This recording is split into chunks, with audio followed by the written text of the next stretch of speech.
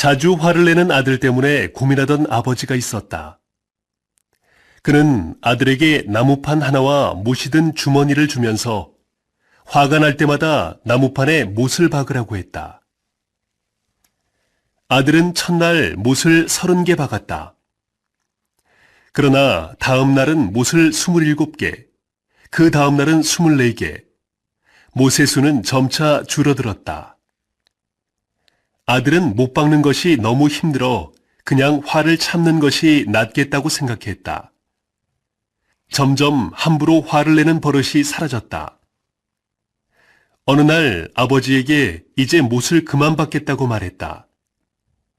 이 말을 듣고 이번에는 화를 잘 참았을 때마다 못을 하나씩 뽑으라고 했다.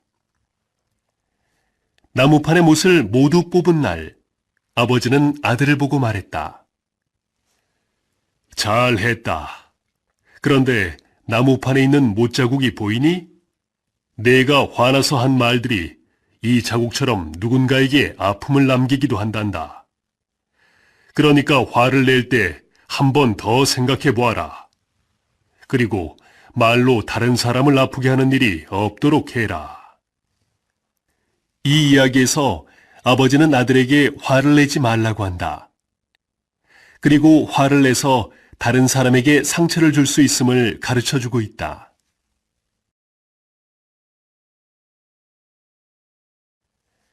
현대인들은 바쁜 일상 속에서 스트레스를 받으며 살아간다. 그리고 그 스트레스 때문에 화가 난다. 그런데 화가 났을 때 그 화를 겉으로 표현하는 사람들이 있는가 하면 화를 참으며 속으로 속상해하는 사람들도 있다. 건강을 위해서는 어떤 것이 더 바람직할까? 화를 내지 않고 무조건 참게 되면 화가 마음속에 남아 병이 생기게 된다. 흔히 화병이라고 부르는데 머리가 아프거나 소화가 잘 안 되기도 한다. 어느 조사 결과에 따르면 화를 참은 사람이 화를 내며 산 사람보다 더 오래 살지 못한다고 한다. 그러나 화를 심하게 내면 몸의 각 부분에 안 좋은 영향을 주게 된다. 소리를 지르고 물건을 던지면서 화를 내면 혈압이 오르고 심장에 부담을 준다. 화를 조절하지 못하면 말로 상처를 줄 뿐만 아니라 심한 경우에는 폭력을 쓰기도 한다. 그래서 화를 내는 것은 나 자신의 건강에도 안 좋을 뿐만 아니라 남에게도 큰 상처를 준다. 그렇다면 현대인이 건강하게 살기 위해서는 어떻게 화를 조절해야 할까? 화를 내기 전에 다음 3가지를 생각한다면 그 답을 찾을 수 있다. 첫째, 내 건강과 바꿀 만큼 중요한 일인가? 사소한 경우인데도 화를 내서 내 건강이 나빠진다면 화를 낼 필요가 없다. 그냥 별거 아니라고 가볍게 생각하고 지나가면 마음도 편안해지고 화도 사라지게 될 것이다. 그러나 화를 내야 하는 상황에도 화를 내지 않고 꾹 참으면 스트레스가 쌓여서 오히려 정신 건강에 좋지 않다. 두 번째는 옳은 화인가?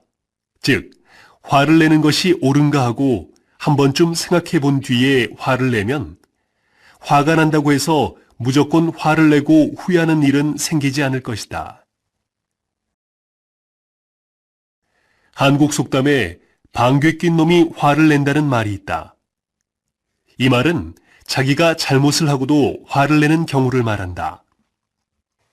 세 번째는 과연 화를 내는 것이 문제 해결에 효과적인가? 화를 내서 문제가 해결될 수 있으면 화를 내도 좋지만 화를 내도 문제 해결에 전혀 도움이 되지 않는다면 꼭 화를 낼 필요는 없다. 운동 경기가 끝난 후에 졌다고 물건을 던지거나 소리를 지르며 화를 내는 행동을 흔히 볼 수 있다. 그러나 화를 내도 경기의 결과는 바꿀 수가 없다. 스트레스가 많은 현대인들에게 화는 늘 가까이에 있다. 언제 화를 내고 언제 화를 참아야 하는지를 잘 생각해서 화를 조절할 수 있다면 현대인들은 건강하게 살 수 있을 것이다.